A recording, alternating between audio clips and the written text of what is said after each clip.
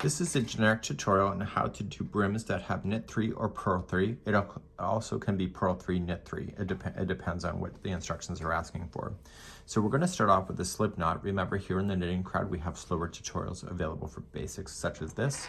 And I'm also going to do a twist and transfer cast on method. So if you prefer another cast on method, you can decide to do that for yourself.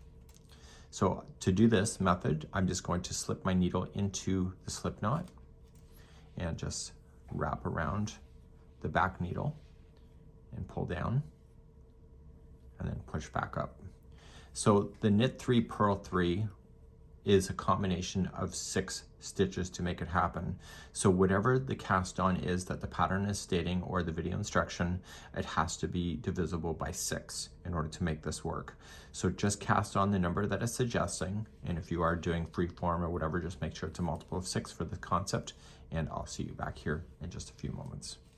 So I've now just cast on, and you can follow it all the way around. So you got to make sure that when you cast on, there's enough to go around the cord. For me, it's 14 inches from tip to tip. I have a smaller cord on here so that I can do that. So sometimes the cords are too long in order to do something like this, and so you have to decide. So the number that I have on here is divisible by 6. But I want you to add one more stitch, and I'm going to show you why, because there's a little trick here that experienced knitters know that I've just learned. So I'm going to add one more stitch. So if the pattern says to do 84 stitches, then just put an extra one so it makes it to 85. This 85th one is never going to count. You watch. I want you to slip stitch purlwise the one you just created to put it onto this one here. So purlwise just means just point it and just pick it off like this. So we're going to pick this one up here, go right up over the top of the tip, right over top of this one. It does take practice, so just be patient with it. It's worth the effort. Okay, and just kind of maneuver your way through. If you're a crocheter, you can probably grab it with a crochet hook too if it's easier for you. And you just want to put this one on here so that this is the new one, and let the one that you just went over dropped. And what you've done is you've now made this into an official circle using the still stitch multiple of 6. I want you to grab a stitch marker and place it on, and so you'll be able to know with that stitch marker when you go around. In this case, the pattern may suggest to knit the first 3 and then purl the next 3, but it could be opposite. They may tell you to purl 3 and knit 3. It depends on the pattern, of course, but it's still a multiple of 6. So if it's knit 3, purl 3, just knit the first 3. And on the first one, pull tight because you've just joined it. And then the second one, knit as well. And again, pull tight. And then you can relax then and enjoy the rest of the round. So you're going to knit the next one. So there is knit 3. And then you're going to purl 3. The first time going around is always a bit tight, and it will relax after you get this round done. So just be patient with it in order to make that happen.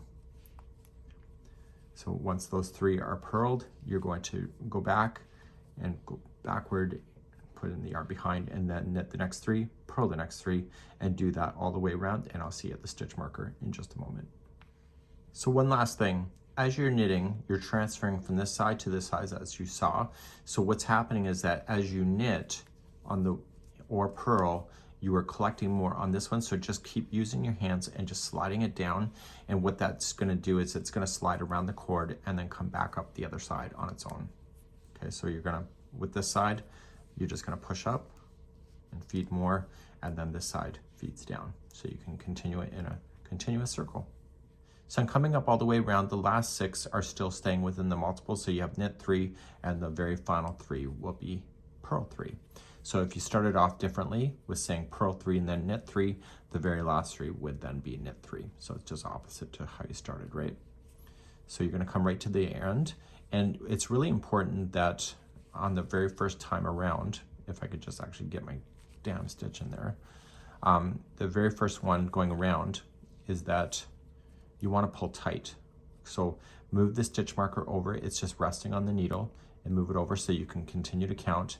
And then when you go to start, you're going to pull tight in the first 2 stitches. So just pull tight as you just go to knit the first one. Use your finger, pull up on it, and do the second one also tight. And this is really the only time you have to do that, except for if you're using double points in the future. So because you've attached it in the last round, you just want that attaching to be nice and tight going in. The rest of the rounds you can relax and just continue to go in a circle. So if you knit the first 3, then you have to purl the next 3. So the stitch identification, let's talk about that. So if you're not sure what you did, see the horizontal line right here? This means that those were purls. See how this is more straight? Those were the knit stitch. So everything is in sets of 3. So you got your knit stitch, you have your 3 purls. Knit stitch, and then 3 purls.